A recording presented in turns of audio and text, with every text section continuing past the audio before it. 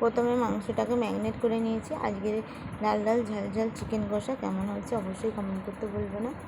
Chicken কষা প্রায় আমার হয়ে গেছে। এবার সবজির তরকারিটা করে বলে কুমড়ো শাক কেটেছি, আজ চিটি কাঁকড়াতে তরকারি হবে, তাই পেঁয়াজটা ভেজে চিটি কাঁকড়া ভেজে আর কুমড়ো শাকের তরকারিটা বসিয়ে দিলাম। কুমড়ো শাকের তরকারিটা প্রায় হয়ে এসেছে, প্রয়োজন মতন জল দিয়ে মশলা দিয়ে কষে নামিয়ে নিলাম। কেমন হয়েছে অবশ্যই কমেন্ট করতে ভুলবে না। বেশি বেশি করে লাইক কমেন্ট শেয়ার করবে। সামনে আসা ভিডিওগুলোকে স্কিপ করবে না। সুন্দর করে গঠনমূলক কমেন্ট করলে দেখবে তোমাদের রিচ এনগেজমেন্ট বাড়বে। তারপরে এখানে কলার বড়াটা করে নিলাম। কারা কারা কলার বড়া খেয়েছে অবশ্যই জানিও, পেঁয়াজ লঙ্কা দিয়ে। বড়াটা ভাজা হয়ে গেছে।